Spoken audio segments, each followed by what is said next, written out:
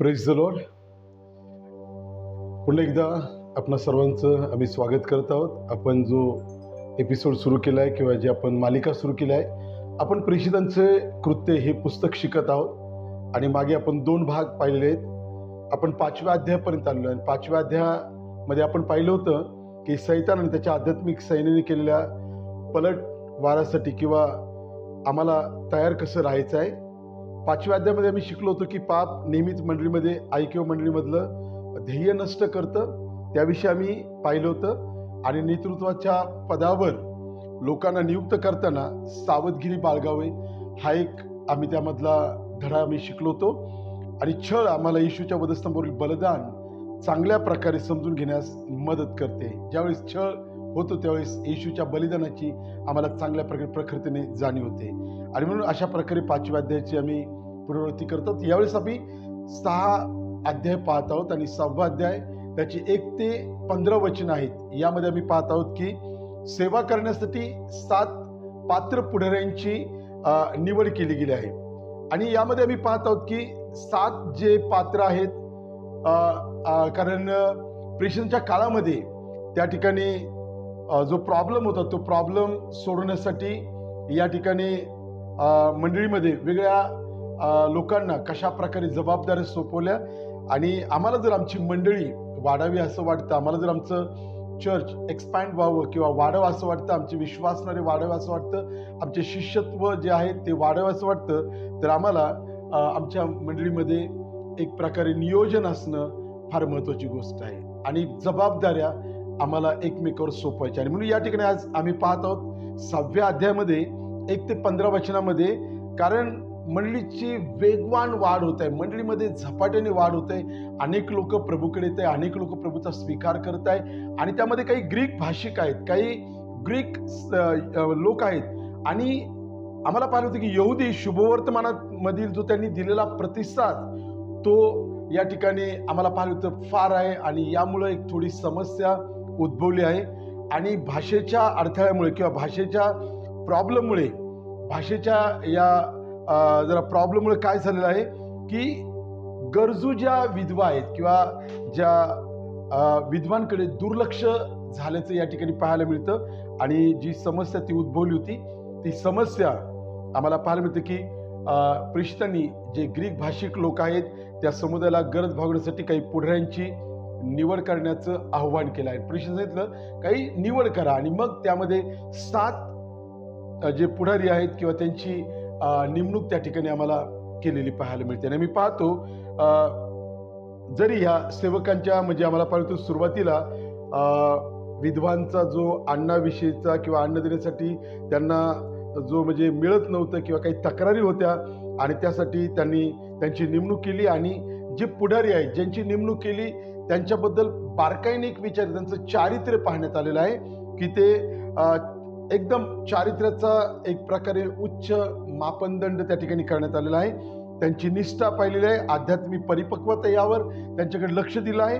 आणि या सेवकांकडनं पवित्र आत्म्याने व ज्ञानाने पूर्ण असे प्रतिष्ठित लोक असण्याची अपेक्षा प्रेषितांनी केली. आणि मग त्यांची नेमणूक त्या ठिकाणी प्रेषित 6वा अध्याय आणि त्याच्या 3ऱ्या वचनामध्ये आम्ही पाहतो मंडळीमध्ये जे काही प्रॉब्लेम होते, मंडळीमध्ये ज्या काही समस्या होत्या, मंडळीमध्ये ज्या काही अडचणी होत्या आणि ही समस्या आल्यामुळे जो काही विस्कळीतपणा त्या ठिकाणी प्रेषितांच्या लक्षात आला तो त्यांनी ताबडतोब त्या ठिकाणी केला. आणि त्या ठिकाणी 7 सेवकांची त्या ठिकाणी निवड करण्यात आलेली आहे. आम्हाला पाहायला मिळतो की प्रेषित यामुळे काय झालं, त्यांना सेवा करण्यासाठी ते फ्री झाले, सेवा करण्यासाठी ते एक प्रकारे मोकळे झाले. बऱ्याच वेळा काय होतं की प्रत्येक गोष्ट पालक किंवा प्रेषित किंवा ज्याला अपोस्टल म्हणतो किंवा जो याजक आहे तोच सगळ्या गोष्टी करण्याचा प्रयत्न करतो.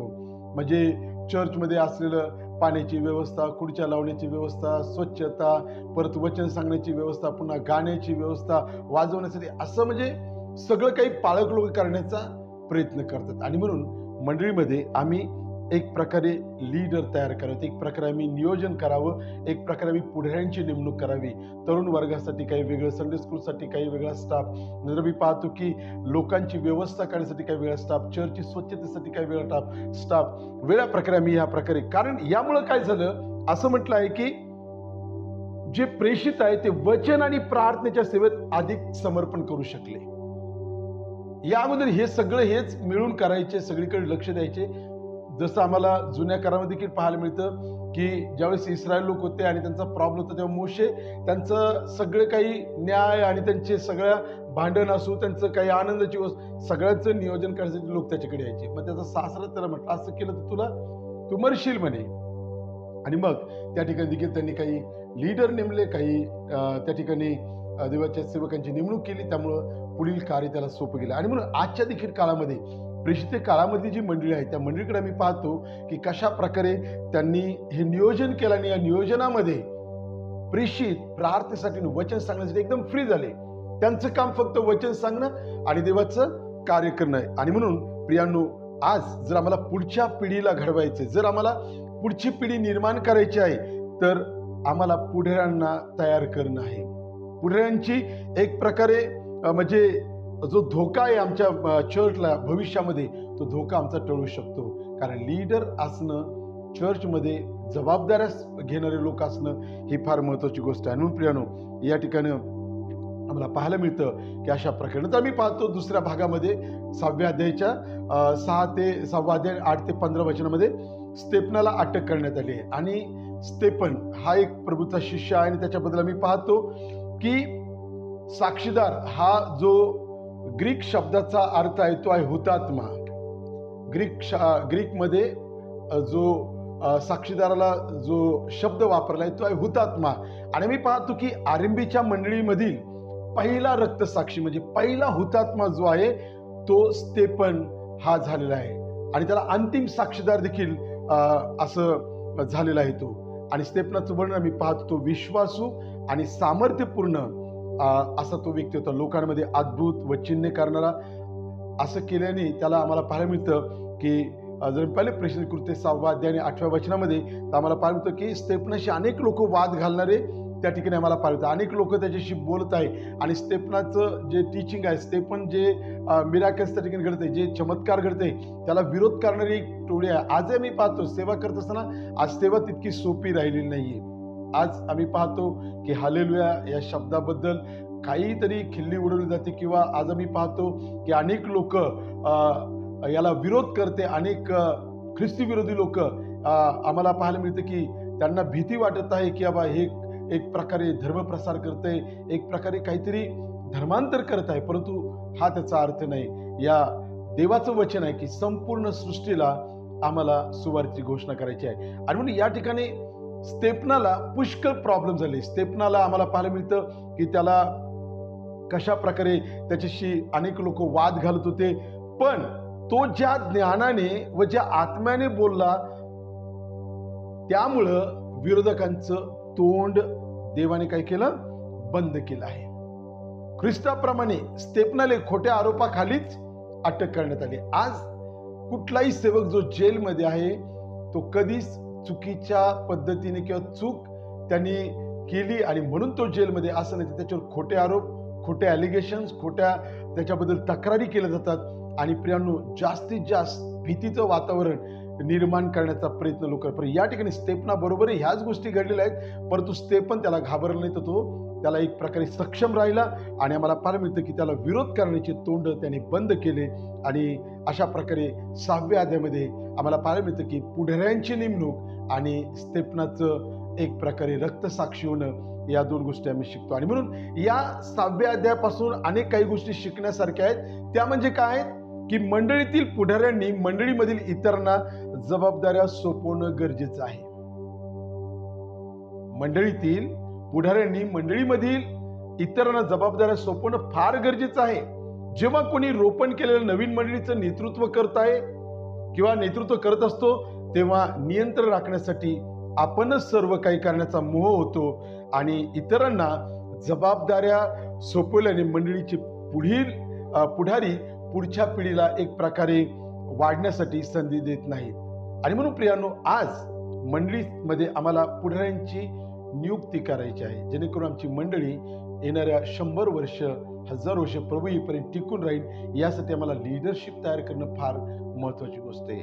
धोका आहे. काहींना असं वाटतं लीडर तयार केलं, काही झालं, त्याला यायला लागलं म्हणजे तो चर्च फोडून आली, काही लोक घेऊन जाईल. जाऊ दे, घेऊन काही प्रॉब्लेम नाही. परंतु आज एक सुदृढ किंवा ज्याला आपण म्हणतो की सक्षम चर्चची निर्मिती अशा प्रकारे आम्ही करू शकतो. नंतर या 6व्या अध्यायापासून काही गोष्टी आम्ही जे शिकत आहोत ती दुसरी गोष्ट आहे, सेवक पुढारी होण्याचा प्रयत्न करा. सेवक पुढारी होण्याचा प्रयत्न करा. सेवक पुढारी स्वतःच्या समुदायाच्या गरजा भागवण्यासाठी आणि त्यांच्याकडे लक्ष देण्यासाठी स्वतःला उपलब्ध करून देतात. कारण गलती 6 मध्ये मी पाहतो, सेवक पुढारी त्यांना जे दिले गेले आहे त्यामध्ये सुद्धा विश्वासू असतात. मत्ती 25 आणि 14:30 मध्ये आम्ही पाहतो की आणि त्यांच्यावर सोपवलेल्या अधिकाराचा कधी कधी ते गैरवापर करत नाही, केव्हाच गैरवापर करत नाही असं मला म्हणायचं आहे. आणि म्हणून प्रियानो, सेवक पुढारी होण्याचा प्रयत्न करा. आज या मंडळीच्या वाढीसाठी गरज आहे. तिसरी गोष्ट आपण पाहतो, मंडळीमधील पुढच्या पिढीला म्हणजे पुढच्या पिढीतील पुढाऱ्यांनी प्रत्येक बाबतीमध्ये चारित्र्य आणि प्रामाणिकपणा आणि आध्यात्मिक परिपक्वता दर्शवली पाहिजे. या फार महत्वाच्या गोष्टी. नवीन पुढाऱ्यांना शोध घेताना तुम्ही त्यांच्याकडून जे करून घेऊ इच्छिता ते करण्यास ते इच्छुक आहेत काय त्याकडे लक्ष दिलं पाहिजे. विशेषतः जेव्हा त्या जबाबदारीने कार्य दिसून येत नसतील तर प्रियांनो, मग ते आम्हाला धोक्याची गोष्ट आहे. म्हणून चारित्र्य संपन्न तो व्यक्ती करण्यास सक्षम आहे की नाही अशा लोकांवर त्या जबाबदाऱ्या आम्ही सोपल्या पाहिजे. 5वी गोष्ट, पूर्वाग्रह हा मंडळीची एकता आणि सेवा धोक्यात घालतो. पूर्वाग्रह म्हणजे आम्ही त्याला आपण म्हणतो की जेव्हा आपण मंडळीमध्ये पूर्वाग्रह किंवा पक्षपात करण्यास परवानगी देतो तेव्हा समाजातील आमची साक्ष मर्यादित होते.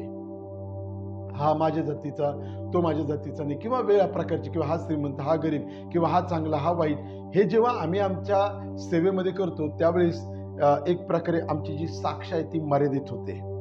विशेषतः लोकगट आम्ही पाहतो किंवा सामाजिक वर्ग किंवा लिंगभेद यांच्याबद्दल कोणताही पक्षपात किंवा पसंती दर्शवली जाऊ नये असं मला याकोब 2:1 मध्ये पाहायला मिळतं. आणि म्हणून 6व्या अध्यायामध्ये या गोष्टी आहेत. नंतर आपण पाहत आहोत की 7वा जो अध्याय आहे त्याचे 1 ते 60 वचन आहेत. आणि या 7व्या अध्यायामधूनही आम्हाला काही शिकण्यासारखं आहे. 7वा अध्यायात स्तेफनाने सुवार्तेसाठी मारले जाण्यापूर्वी त्याने दिलेल्या एक दीर्घ उपदेश आम्हाला त्या ठिकाणी पाहायला मिळतो. स्तेफनाने यहुदी श्रोत्यांना बोलताना संपूर्ण जुन्या काळातील यहुदी लोकांचा इतिहास शोधून काढला. त्याने अब्राहम, यौसेफ आणि आम्हाला पाहिजे मोशे, दावीद, शलोमोन आणि संदेशांविषयी त्यांनी चर्चा केलेली आहे. त्याचा संदेश असा होता की यहुदी लोक नेहमीच परमेश्वराच्या पुढाऱ्यांना नाकारतात आणि आता त्यांनी येशूला वधस्तंभावर खिळून शेवटचे नाकारलं होतं. स्तेफनाने त्याच्या सेवा कार्यामध्ये जुन्या कराराचा कसा वापर केला आणि यहुदी लोकांना त्यामधून कशा प्रकारे त्यांनी मार्गदर्शन केलं त्या गोष्टी आम्ही पाहतो. कारण प्रेषितांची कृत्य 2 अध्याय 13 वचनामध्ये आम्हाला पाहायला मिळतं, असं म्हटलं की विश्वासनाची थट्टा केली गेलेली आहे. नंतर आम्ही पाहतो 4 अध्याय 17 ते 21 वचनामध्ये विश्वासनाला धमकावलं होतं, त्या ठिकाणी धमकावलं गेलं आहे. नंतर आम्ही पाहतो की प्रेषित 5:18 मध्ये विश्वासनाला तुरुंगात टाकण्यात गेलेलं आहे. नंतर आम्ही पाहतो की प्रेषित 5:40 मध्ये विश्वासनाला मारहाण आणि छळ करण्यात आला आहे. आणि प्रेषित कृत्य 7:58 ते 60 वचनामध्ये आम्ही पाहतो की स्तेफनाची हत्या झालेली आहे. प्रेषितांची कृत्ये 7व्या अध्यायापासून काही गोष्टी आम्ही शिकत आहोत, त्या म्हणजे येशूच्या प्रत्येक अनुयायासाठी विश्वासामुळे त्यांचा छळ होणं अपेक्षित आहे. ख्रिस्ती जीवनात एक मौखिक आणि शारीरिक छळ अपेक्षित आहे, परंतु आम्हाला पाहायला मिळतं विश्वासाचा बचाव करण्यास कधी प्रतिबंध केले जाऊ नये आणि सुवार्तेस प्रतिकारांची अपेक्षा करा, परंतु परमेश्वर आपल्याबरोबर आहे हे कधीच विसरू नका. दानिएलला सिंहाच्या गुहेत टाकण्यात आलं, प्रभू त्याच्या बरोबर तिथं होता. शद्रक, मेशक, अबेदnego हे त्या तप्त भट्टीमध्ये त्यांना टाकण्यात आलं, परमेश्वर त्यांच्या बरोबर होता.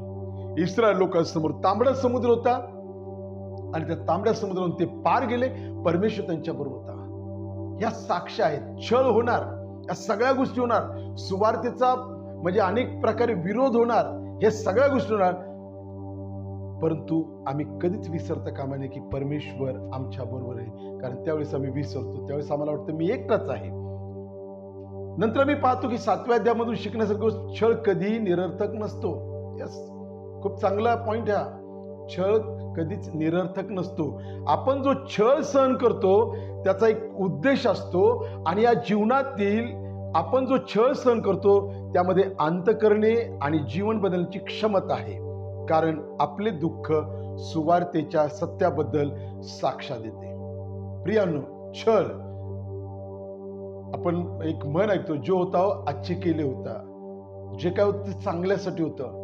आणि जर आमचा छळ होत आहे तर छळामधून देखील एक काहीतरी चांगली गोष्ट त्यामधून बाहेर येते. अनेक लोक तारे देतात, 10 लोक तुमचा विरोध करत, 10 लोक तुम्हाला मारत आहे, 10 लोक तुमच्या विरोधामध्ये उभा आहेत, परंतु देव त्याच्यातले 4 लोक, 5 लोक, 10च्या 10 लोक, त्यांचं जीवन बदलण्याची क्षमता देवाच्या वचनामध्ये. त्यांना ते विचार करतील, मी जे केलंय, मी जे करत होतो, मी जे केलं त्यामुळे ह्या गोष्टी घडल्या, पण तो खरंच तो देव जिवंत आहे, खरंच तो व्यक्ती सांगतो तेच बरोबर आहे. ते जरी उघडत्या बोलत नाही, पण त्याच्या अंतःकरणातून त्या गोष्टी त्यांना त्या सतत आणि सतत टोचणे देतात. 7व्या अध्यायामधून शिकण्यासारखी अजून एक गोष्ट आहे, छळ सहन केल्यामुळे येशूच्या अनुयायाला येशूच्या दुःखासह आणि पुत्राच्या अंतःकरणात समजण्यास मदत होते. या छळामुळे जो ख्रिस्ताचा अनुयायी आहे त्याला येशूच्या दुःखास आणि देवाच्या अंतःकरणात समजून घेण्याची एक मदत होते. येशूने जेव्हा जगात प्रवेश केला तेव्हा देव एक मनुष्य झाला आणि दररोज आपण भोगत असलेल्या सर्व त्रास आणि दुःखाशी तो एक प्रकारे परिचित होतो. त्यांनी अनुभव घेतला. जेव्हा आपण सुवार्थेसाठी दुःख भोगतो तेव्हा आपण येशूची आपल्यासाठी जे त्यांनी सहन केलं त्याचा अनुभव आपल्याला येतो. मी कधी कधी हा विचार करतो की प्रभू त्याने मानवरूप का धारण केलं, तो एक राजा म्हणून, तो एक त्याने डायरेक्ट स्वर्गामधून पृथ्वीवर का आला नाही, किंवा त्याने डायरेक्ट त्याचं वैभव का नाही प्रगट केलं, त्याने का नाही त्याच्या विरोधात दाखवलं, तुम्ही मला मारलं आणि बघा पुन्हा जीवन झालं आणि मी आता आलेलो आहे. त्याने मानवरूपच का धारण केलं? तो कुमारी मरियेच्या पोटी पवित्र आत्म्याकरवी गर्भ राहिला आणि त्याचा जन्म झाला आणि तो आमच्या सारखाच एक हाडा मांसाचा, आमच्या सारखाच रक्त मांसाचा तो झाला, पण बायबल सांगतो पूर्ण देव होता आणि पूर्ण मनुष्य देखील होता. आणि म्हणून माणसाच्या सुख दुःखाशी तो परिचित होता. माणसाला होता सर्व त्रास, माणसाला होता सर्व प्रॉब्लेम, हे जाणून त्याने घेतलेलं आहे. कारण प्रियानो, या ठिकाणी आम्हाला छळ सहन केल्यामुळे येशूच्या अनुयायाला येशूच्या दुःखाची जाणीव होते आणि देवाच्या अंतःकरणास समजण्यास त्याला मदत होते. अजून एक गोष्ट, छळामुळे काही जण खाली पडतील आणि काही उठतील, असं पण एक प्रकार आम्हाला पाहायला मिळतो. जरी काही लोक विश्वासापासून दूर गेले तरी छळामुळे इतरांना धैर्य आणि उभे राहण्यासाठी आणि छळाच्या दरम्यान अधिक प्रभावासाठी देवावर विश्वास ठेवण्यासाठी त्यांना प्रवृत्त करण्यात आलेलं आहे. आणि म्हणून आज या ठिकाणी देवाचं वचन आम्हाला सांगतं की जरी काही लोकांना गेलेत, काही ना असं वाटलं नाही काही खरं नाही, जसं यहूदा सारखा व्यक्ती प्रभू समजे 3.5 वर्ष राहिला आणि नंतर तो प्रभूपासून दूर गेला, तो मागे गेला. तो श्रीमंत मनुष्य ज्यावेळेस प्रभू त्याला म्हणतो की आपलं सगळं काही सोड आणि माझ्या मागे, त्याला ते वाईट वाटलं, नाही माझी संपत्ती जास्त आहे, आणि तो काही प्रभूला त्यांनी फॉलो केलं, तो मागे गेला. असं पण होऊ शकतं. परंतु काही लोक त्या छळामुळे एक प्रकारे उठतील, उभा राहतील आणि ते देवाचं गौरव करतील. आणि म्हणून प्रियानो, आज आम्हाला या धड्याबद्दल प्रभूला धन्यवाद देता. 7व्या धड्यामध्ये ज्या गोष्टी आम्ही शिकलो आहोत, आम्ही पुढच्या धड्याकडे जात आहोत आणि पुढचा जो धडा आहे तो आम्ही शिकत आहोत आणि तो आहे प्रेषितांची कृत्ये 8 ते 12 अध्याय, यास आम्ही पाहत आहोत. आणि या 8 ते 12 अध्यायामध्ये आम्ही पाहतो यहुद्या आणि शमरोनापर्यंत पोहोचणं. आम्ही जी सुरुवात केली नाही का, जे प्रेषित कृत्ये याचा पहिला अध्याय आणि 8व्या वचनामध्ये आम्ही पाहतो की त्यांना सांगितलं की तुम्हाला कशा प्रकारे सेवा करायची, कशा प्रकारे तुम्हाला जायचंय यरुशलेमेत, यहुदेत आणि पृथ्वीच्या शेवटापर्यंत. तर आता मी येत आहोत यहुदे आणि शमरोनापर्यंत पोहोचणं, या गोष्टी आम्ही शिकत आहोत. आणि 8वा अध्याय 12 वचनात आम्हाला पाहायला मिळते, या दुसऱ्या विभागामध्ये आम्ही पाहतो की आरंभीच्या मंडळीचं यरुशलेमेतील जे प्रयत्न होते ते येशूचे शुभवर्तमान अधिकृतपणे या ठिकाणी यरुशलेमेतील लोक नाकारत आहेत किंवा त्याला नकार देत आहेत, किंवा त्या गोष्टी त्यांना समजून घेण्याची एक संधी आहे. आणि म्हणून असं म्हटलंय की आरंभीच्या मंडळीमध्ये मोठं भय पसरलं होतं आणि त्यामुळं येशूचे अनुयायी वेगळ्या प्रदेशात पळून गेलेले आहे. दुःख व छळ होत असताना ख्रिस्ताच्या आज्ञेची पूर्तता करण्यासाठी मंडळीला यरुशलेमेतून आसपासच्या प्रदेशात विस्तार करावा लागलेला आहे. काही गोष्टी चांगल्या होतात, या ठिकाणी छळ आहे आणि त्या छळामुळे आम्हाला पाहायला मिळतं की यरुशलेम प्रयत्न जो होता शुभवर्तमानाचा, परंतु लोक नाकारतात आणि त्या ठिकाणी जे वातावरण निर्माण झालंय आणि त्यामुळे आता लोक पसरत आहेत. ते त्यांची म्हणजे ते एक प्रकारे त्या वचनाप्रमाणे त्यांना जायला पाहिजे होते, जात नव्हते. ते एका ठिकाणीच थांबून प्रचार करत होते. पण आता प्रॅक्टिकली ते पांगत आहे. छळामुळे आणि त्रासामुळे, दुःखामुळे ते आता आजूबाजूच्या प्रदेशामध्ये जात आहे. आणि म्हणून या 8व्या अध्यायाच्या 1 ते 40 वचन आम्ही पाहतो की शाऊल जो आहे मंडळीचा छळ या ठिकाणी तो करत आहे. या अध्यायामध्ये मी पाहतो की शाऊल नावाचा एक परुषी यहुदी धार्मिक पुढारी होता. याची ओळख या ठिकाणी आम्ही करून घेत असताना जो लवकरच आरंभीच्या मंडळीमधील मुख्य व्यक्ती बनलेला आहे. तथापि आम्हाला पाहायला मिळतं की शाऊल सुरुवातीला मंडळीचा भयंकर असा छळ करणारा होता, ज्याने आम्हाला पाहायला मिळते की तो एक प्रकारे अनेक स्त्रियांना, अनेक पुरुषांना धरून तो तुरुंगात टाकत असते, त्यांना छळ करत असते. आणि आम्हाला पाहायला मिळतं की बऱ्याच वेळा त्यांनी भयानक अशा गोष्टी त्या ठिकाणी केल्या आहे. इकडे शाऊल मंडळीचा एक प्रकारे छळ करण्यासाठी तो त्यांना हैराण करू लागला, घरोघरी जाऊन पुरुषांना पकडू लागला, धरून आणू लागला आणि तुरुंगात टाकत असे. या छळातून पळ काढून यरुशलेममधून राहणाऱ्या प्रेषितांना सोडून सर्व शिष्य यहुद्या आणि गालिल प्रांतामध्ये पसरले आहे. ते विभागले गेले आहे. आणि जरी हा शाऊल मंडळीचा प्रमुख शत्रू होता, तरी लवकरच त्याची येशू बरोबर भेट होणार होती, त्याची येशू बरोबर लवकरच एक ओळख होणार होती, हे आम्हाला पाहायला मिळतं, ज्यामुळे त्याचं आयुष्य जे आहे कायमचं बदलून जाणार होतं. आणि आम्हाला पाहायला मिळतं की या 8व्या अध्यायाच्या दुसरा जो मुद्दा आहे तो हा आहे की मंडळीने नवीन प्रांतामध्ये सेवेचा प्रारंभ केलेला आहे. 8वा अध्याय 4 ते 40 वचनामध्ये मी पाहतो की फिलिप हा स्तेफनासारखा दुसरा एक पुढारी झालेला आहे आणि मंडळीच्या दैनिक कारभाराच्या व्यवस्थापनासाठी त्याला नियुक्त करण्यात आलेला आहे. आणि 7 जणांपैकी हा एक होता. प्रेषित कृत्ये 6वा अध्याय 5व्या मध्ये आम्हाला पाहायला मिळतं स्तेफनाप्रमाणेच फिलिपाच्या धैर्याला एक महत्वाच्या घटनेस त्या ठिकाणी परिणाम आम्हाला दिसून येतो. आणि शंभरोनी लोकांना त्यांनी सुवार्ता सांगितली आहे. यहुदी आणि शंभरोनी यांच्यात 1000हून अधिक वर्ष एक शत्रुत्व होतं, एक भांडण होतं. यहुद्यांनी त्यांचा वंश आणि धर्माबद्दल शंभरोनी लोकांचा तिरस्कार केलेला आहे. ह्यामुळे 2 लोक गटांमध्ये व्यापक एक प्रकारचा भेदभाव आणि द्वेष निर्माण झाला. योहानाच्या शुभवर्तनामधील आम्ही पाहतो की त्या असंच म्हटलं आहे की जर आम्ही पाहिलं तर तो म्हणतो की कारण यहुदी शंभरोनी लोकांबरोबर संबंध ठेवत नसे. एक शंभरोंना अस्पृश्य समजलं जात होतं. यहुदी स्वतःला काहीतरी श्रेष्ठ समजायचे. कारण योहाना शुभवर्तन 4था अध्याय आणि त्याच्या 4थ्या वचनामध्ये पाहतो तरी सुद्धा येशूने त्यांच्याविषयी काळजी त्यांच्या संपूर्ण सेवेमध्ये आम्हाला स्पष्टपणे दिसून येत आहे. प्रभू येशू ख्रिस्त त्या वेरीवर बसतात, ती शंभरोनी स्त्री आली, तिच्याशी तो बोलला आणि एक त्या स्त्रीने इतकं मोठं कार्य केलं, तिने अख्खं नगर प्रभूकडे आणलं आणि झपाट्याने ती सुवार्ता प्रसार करत आहे. प्रियांनो, प्रेषित कृत्ये 8व्या अध्यायामध्ये शंभरोनी लोकांमध्ये सुवार्तेचा प्रारंभ झालेला आणि आरंभीच्या मंडळीमध्ये एक प्रकारे उत्साह निर्माण झाल्याचं आम्हाला पाहायला मिळत आहे.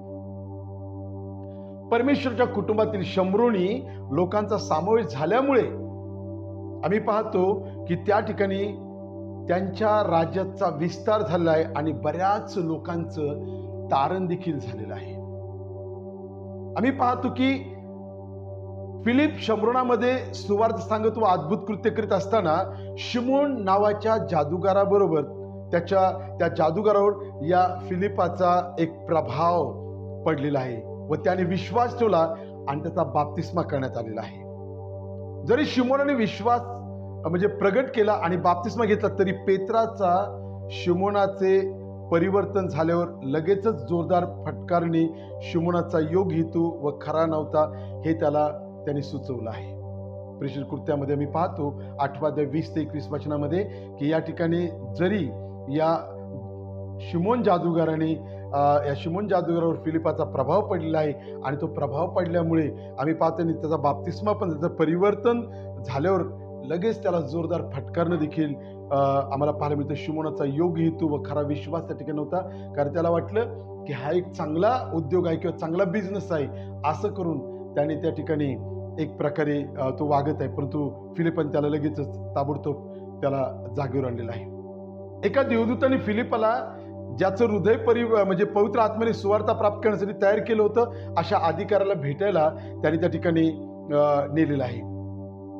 त्याला सांगितलं, आणि फिलिप ज्या अधिकाऱ्याला भेटला तो इथिओपियन राणीचा एक खजिनदार होता, आणि त्याचं नाव आम्हाला सर्व माहिती आहे की तो मोठा अधिकारी, ज्याला आपण हबशीशंड म्हणतो, आणि तो राणीच्या सेवेतील एक व्यक्ती होता, महत्वाचा व्यक्ती होता. आणि आम्हाला पाहिलं होतं की फिलिपाशी बोलल्यानंतर त्या अधिकाऱ्याने ख्रिस्तावर विश्वास ठेवला, त्याचा बाप्तिस्मा झाला आणि तो इथिओपियाच्या मार्गावर चालला गेला. आणि आम्हाला पाहिलं मंडळीच्या इतिहासाच्या अनुसार इथिओपिया आणि पूर्व आफ्रिकेत मंडळ्या रोपण करण्याचं आम्हाला पाहायला मिळतं की एक त्या अधिकाऱ्याची महत्वपूर्ण भूमिका होती. आम्हाला पाहायला मिळतं की तो इतका मोठा व्यक्ती, ज्याला फिलिपाने सविस्तर आणि मुद्देसूद आणि पूर्ण सिस्टमॅटिकली त्याला सुवार्ता सांगितली, आणि त्याला सुवार्ता इतकी चांगली सांगितली तर त्याने लगेचच बाप्तिस्मा घेण्यासाठी तयारी दर्शवली आणि त्याने बाप्तिस्मा घेतलेला आहे. या 8व्या अध्यायामध्ये आम्हाला ज्या काही गोष्टी शिकण्यासारख्या आहेत त्या फार महत्वाच्या आहेत. आणि त्या महत्वाच्या गोष्टी म्हणजे काय, की पवित्र आत्म्याच्या नेतृत्वाप्राप्ती संवेदनशील राहा. काय म्हटले? पवित्र आत्म्याच्या बाबतीत, त्याच्या नेतृत्वाच्या बाबतीमध्ये संवेदनशील राहा. परमेश्वर नेहमीच कार्यरत असतो आणि तो कोणाच्या अंतःकरणास सुवार्ता प्राप्त करण्यासाठी तयार करीत आहे हे आपणास ठाऊक नसते. ज्यांना आत्मा तुमच्या अंतःकरणात म्हणजे कार्य करतो त्या व्यक्तीबरोबर सुवार्ता एक प्रकारे तुम्ही सामायिक करा किंवा त्याच्याबरोबर तुम्ही सुवार्ता सांगण्याचा प्रयत्न करा. या 8व्यापासून आम्हाला काही गोष्टी अजून शिकायला मिळतात की ख्रिस्ताविषयीच्या व त्याच्या वचनबद्धतेबद्दल खोट्या विश्वासणाऱ्यांचा सामना करण्यास तयार. बरेच खोटे सिद्धांत, खोट्या डॉक्ट्रिन, खोटे शिक्षक आणि खोट्या गोष्टी आज ख्रिस्ती समाजामध्ये एक प्रकारे फोपवलं जात आहे. आणि म्हणून बायबल सांगतं, ज्या जीवनासाठी ख्रिस्त त्यांना पाचारण करीत आहे त्याचा विचार किंवा त्याच्या किमतीच्या विषयी विचार केल्याशिवाय बरेच लोक कदाचित ख्रिस्तावर विश्वास ठेवतील. शिष्य बनण्याची किंमत व ख्रिस्तामध्ये जी आशा आहे आणि आनंद आम्हास प्राप्त होतो, ह्या दोन्ही गोष्टी समजून नवीन विश्वासणाऱ्यांना तुम्ही मदत करा. तिसरी गोष्ट, बाप्तिस्म्याद्वारे तारण प्राप्त होते. संपूर्ण शास्त्रवचनात ख्रिस्तावर विश्वास ठेवण्याच्या नंतर त्वरितच बाप्तिस्मा घडताना आम्हाला दिसून येत आहे, किंवा बाप्तिस्मा घेताना आम्हाला प्रकार मत्ते 28:19 मध्ये ते आम्ही पाहतो. आणि म्हणून आज प्रेषितांच्या कृत्यामध्ये आम्ही पाहतो की अशा प्रकारे देव कार्य करत आहे. यावेळेस आम्ही प्रेषित कृत्य 9वा अध्याय आणि 1 ते 43 वचनाकडे आम्ही आमचं लक्ष केंद्रित करत आहोत. आणि त्या ठिकाणी पाहतो की पहिली गोष्ट, तारसाच्या शाऊलाचं रूपांतर झालेलं आहे. 9वा अध्याय 1 ते 19 वचनामध्ये पाहतो की स्तेफनाला दगडमार केल्यानंतर शाऊलाने येशूच्या अनुयायांसाठी एक तुरुंगात टाकण्याची आणि त्यांना शिक्षा देण्याची मोहीमच एक प्रकारे जोर धरली. एक वातावरण इतकं भयंकर निर्माण झालं जेव्हा स्तेफनाला मारण्यात आलं, जेव्हा स्तेफन मेला, आणि त्यावेळेस मग शाऊलाने अजून थोडं विरोधाला ग्रीप घेतली. तो अजून जास्त एका मोठ्या आवेशाने तो ख्रिस्ती लोकांना तुरुंगात टाकण्यासाठी, आता तो पूर्वी यरुशलेम पुरताच मरत होता, पण आता तो इतर शहरांमध्ये, इतर ठिकाणी जाण्यासाठी तो अधिकार पत्र घेऊन त्या भागामध्ये जात आहे. आणि आम्हाला पाहायला मिळतं की या प्रेषितांच्या कृत्यामध्ये पाऊलाच्या रूपांतराच्या 3 स्वतंत्र वेगळे वर्णन देखील आम्हाला केलेलं पाहायला मिळतं. पहिली गोष्ट जी आहे ती म्हणजे प्रेषित 9:1 मध्ये आम्ही पाहतो, 9:1 आणि 19 पर्यंत आम्ही पाहतो. एक यहुदी जमावापुढे पाऊलाची साक्षीतून आम्हाला पाहायला मिळतं काहीतरी गोष्टी घडलेल्या आहेत. नंतर तिसरी गोष्ट, अग्रिपा जो आहे, दुसरा राजा जो आहे, त्याच्या समोर आम्हाला या गोष्टी पाहायला मिळतात. शाऊलाची येशूबरोबर झालेली भेट एक नाटकीय आणि खरोखरच जीवन बदलणारा तो एक क्षण आहे. दिमिश्काच्या वाटेवर शाऊलाने येशूचा आवाज ऐकला. तो अंधारा झाला. येशूचा दुसरा विश्वासू शिष्य त्याच्याकडे येईपर्यंत शाऊल 3 दिवस आंधळा होता आणि त्याने काहीच खाल्ले नाही किंवा प्याला नाही. हा शिष्य शाऊलास घाबरत होता, तरी सुद्धा त्याने परमेश्वराची आज्ञा त्या ठिकाणी पाळली आणि शाऊलाची दृष्टी पुन्हा परत आणण्यासाठी त्याला भेटला. जेव्हा त्याला दृष्टी मिळाली तेव्हा लागले शाऊलाने बाप्तिस्मा घेतला. तो सगळ्यांना वृत्तांत माहिती. जर आम्ही प्रेषणांची कृत्य 9 अध्याय 1 ते 19 वचनामध्ये आम्ही पाहतो की शाऊलाचं परिवर्तन जी गोष्ट आहे, मी तुम्हाला थोडं शॉर्टकटमध्ये घेऊन जात आहे, परंतु आम्ही त्यामध्ये वाचतो सविस्तर कशा प्रकारे प्रभू त्याला भेटला, कशा तो घोड्यावर पडला, कशा प्रकारे तो आवाज ऐकत होता, परंतु लोकांनी त्याच्याबरोबर असलेल्या शिपायांनी एक प्रकारे त्यांनी काय केलं, म्हणजे आवाज ऐकला पण त्यांनी प्रकाश पाहिला पण आवाज ऐकला नाही. पण शाऊलाने प्रकाशही पाहिला, आवाज ऐकला. त्या सगळ्या इत्थंभूत गोष्टी आम्ही त्या अध्यायामध्ये वाचू शकतो. नंतर आम्ही पाहतो की हनन्या आणि शाऊलाची एक गोष्ट आम्हाला आपल्या पवित्र आत्म्याने दिलेल्या मार्गदर्शनाचं पालन करण्याची एक महत्वाची आठवण करून देत आहे. कारण हे आम्हाला दर्शवते की प्रत्येक व्यक्तीमध्ये चळवळीचे नेतृत्व करण्याची क्षमता असते. मंडळीचा सर्वात हिंसक शत्रू इतिहासातील सर्वात मोठी मंडळी रोपण करणारा ठरला आहे. आणि आम्हाला पाहायला मिळतं या इतिहासामध्ये शाऊल हा एक मोठा शत्रू होता सेवेच्या बाबतीमध्ये, परंतु तोच इतिहासातील सर्वात मंडळी रोपण करणारा असा ठरला आहे. आणि म्हणून कधी कधी मला असं वाटतं जे विरोध करणारे ते लोक खरे देवाला आवडतात. त्या लोकांचं जर परिवर्तन झालं तर जितक्या विरोधामध्ये ते त्यांची भूमिका ते एक म्हणजे विश्वासाने किंवा ते जशा प्रकारे विरोध चुकीचे कामं करण्यामध्ये जितके तत्पर होते, परिवर्तन झाल्यावर ते तितक्याच तत्परतेने देवाचं काम देखील करू शकतात, जसं पाऊलाने केलेलं आहे.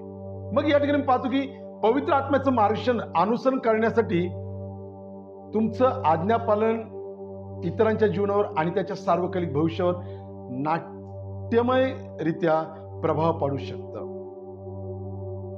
नाट्यमय आत्मिकरित्या त्यावर ते एक प्रकारे प्रभाव पाडू शकतं. पवित्र आत्म्याच्या मार्गदर्शनाबद्दल अधिक जागृत होण्यासाठी आपण जास्तीत जास्त प्रयत्न करूया. आणि म्हणून आम्ही पाहतो 9 अध्याय आणि त्याची 20 ते 31 वचनामध्ये शाऊल ख्रिस्ताचा उपदेश करू लागला. पहा, शाऊल 8व्या अध्यायामध्ये पाहतो विरोध करणारा आहे, छळणारा आहे, मारणारा आहे. नंतर 9व्या अध्यायामध्ये पाहतो की आता तो एक प्रकारे ख्रिस्ताचा उपदेश करू लागलेला आहे. त्याच्या तारणानंतर त्वरितच शाऊलाने दिमिश्क व यरुशलेम साक्ष देण्यास त्याने त्या गावांमध्ये म्हणजे सुरुवात केली आहे. शाऊल नेहमी यहुदी सभास्थानात जात असे व तेथील यहुदी लोकांना त्याने हे दाखवून दिलं की येशू हा देवाचा पुत्र आहे. यामुळे धार्मिक पुढाऱ्यांना राग आला. त्यांनी येशूच्या साक्षीसाठी त्याला मारण्याचा एक कट रचला. शाऊलाने शहर सोडून त्या ठिकाणी तो निघून गेलेला आहे, कारण आम्ही पाहतो आणि शेवटी तो यरुशलेमेस गेलेला आहे. प्रियांनो, यहुदी लोक ज्यावेळेस शाऊलाच्या मुखामध्ये तेच प्रेषितांचे शब्द यायला लागले, येशूबद्दल तो बोलायला, पुनरुत्थानाबद्दल बोलायला लागला, तो देवाचा पुत्र आहे याविषयी तो सांगू लागला, तेव्हा आम्हाला पाहायला मिळतं की जे धार्मिक पुढारी होते त्यांनी त्याचा विरोध केला आणि त्याला अटक करण्याचा किंवा त्याला जेलमध्ये टाकण्यासाठी ते प्रयत्न करले. तो मंडळीचा अतिशय उत्कट छळ करणारा होता. म्हणून यरुशलेमेमधील बरेच शिष्य शाऊलाला घाबरत होते. काल एका सेवकाची मी साक्ष ऐकली, ठाकूर नावाचा होता, आणि तो सांगत होता की पुण्यामध्ये असताना माझं परिवर्तन झालं, जीवन बदललं, तरी लोक माझ्या संगती बोलायला किंवा माझ्या संगती यायला घाबरत होते. आणि म्हणून या शाऊलाचा जो दबदबा होता, जो विरोधक होता, आणि तो आता बदलला आहे, प्रभूकडे आलाय, पण त्याच्या संगती दोस्ती करण्यासाठी किंवा त्याच्या संगती भेटण्यासाठी अनेक देवाचे सेवक घाबरत होते. परंतु यामध्ये बर्नबाने पुढाकार घेतला आहे आणि दिमिश्काच्या मार्गावर शाऊलाने जे काही अनुभवलं त्या सगळ्याविषयी त्याने प्रेषितांना सांगितलं. आणि मग बर्नबाने शाऊलाची सगळी काही इत्थंभूत स्टोरी प्रेषितांना, त्या मंडळीला किंवा देवाच्या सेवकांनी इतर लोकांना सांगितलं. आणि अशा प्रकारे सर्व यहुद्यात आणि गालिलात, शमरोनात या प्रदेशामधील मंडळांना एक प्रकारे स्वास्थ्य मिळालं आणि तिची उन्नती त्या ठिकाणी झालेली पाहायला मिळते. प्रेषित 9 अध्याय आणि 31 वचनामध्ये आम्ही पाहतो. प्रियांनो, छळ आहे, विरोध आहे, त्रास आहे, परंतु ज्यावेळेस त्रास देणाराच बदलून जाईल तर प्रियांनो नंतर देवाचं कार्य मोठ्या झपाट्याने होणार. तिसरी गोष्ट मी पाहत आहोत की प्रेषित पेत्राचं सेवा कार्य या 9व्या अध्यायाच्या 32 ते 43 वचनामध्ये आम्हाला पाहायला मिळतं. येशूचं स्वर्गारोहण आणि पवित्र आत्म्याच्या आगमनानंतर पेत्र यरुशलेममधील मंडळीच्या एक प्रकार तो पुढारी झालेला आहे कारण प्रेषित 2 अध्याय 14 ते 22 आणि 24 वचनामध्ये मी पाहतो, येशूच्या मूळ शिष्यापैकी एक असलेला पेत्राने यरुशलेमच्या बाहेर साक्ष देण्यास आता सुरुवात केली आहे. आणि एक एनेयस नामक व्यक्तीला त्याने बरं केलं आहे आणि दुर्कस नामक महिलेस देखील त्याने बरं केलं आहे आणि त्या जिवंत केलं आहे. आणि त्यानंतर देव परराष्ट्रीयांच्या समूहास देखील साक्षीदार होण्यासाठी त्याला कैसरियामध्ये घेऊन गेलेला आहे. प्रेषितांची कृत्य याचा 9वा अध्याय यापासून काही गोष्टी आज आम्ही शिकत आहोत आणि त्या गोष्टी त्याच्यावर आम्ही एक नजर टाकूया. हा अध्याय संपवण्यापूर्वी पहिली गोष्ट, अगदी असंभवित असे लोक परमेश्वराच्या राज्यासाठी मोठा प्रभाव पाडू शकतात. पुन्हा एकदा सांगत आहे, अगदी असंभवित. शाऊलाकडनं कुणालाच ही अपेक्षा नव्हती, परंतु अशा असंभवित असे लोक परमेश्वराच्या राज्यासाठी मोठा प्रभाव पाडू शकतात. आणि सर्वात मोठा शिष्य बनणारा आणि मंडळी रोपण करणारा तो जो शाऊल येशूचा शिष्य बनला आहे, अशी आरंभीच्या मंडळीमधील कोणालाही भाकीत करता आलं नव्हतं. सुवार्ता सांगण्यास विश्वासू राहा आणि आत्म्याच्या मार्गदर्शनाखाली तुम्ही अनुसरण करा आणि इतरांच्या जीवनात देव कसे कार्य करतो हे तुम्हाला कळणार देखील नाही. आणि म्हणून तुम्हाला तुमचं काम करायचंय, बाकी देवाचं काम करते. दुसरी गोष्ट या 9व्या अध्यायामधून आम्हाला काही शिकायला मिळते, म्हणजे नवीन विश्वासणाऱ्यांना येशूबद्दल इतरांपेक्षा जास्त आवड असते. नवीन विश्वासणाऱ्यांना येशूबद्दल इतरांपेक्षा जास्त आवड असते. नवीन विश्वासणारे त्यांची साक्ष आणि परमेश्वर साक्ष सांगण्यासाठी प्रशिक्षित करा, कारण ते त्यांचा नवीन आशा आणि हेतू याबद्दल उत्सुक असतात. त्यांना बाप्तिस्मा घेण्यास प्रोत्साहित करा आणि त्यांच्या कुटुंबाला आणि मित्रांना येशूचं शिष्य बनवण्यास तुम्हाला मला प्रोत्साहित करायचं आहे.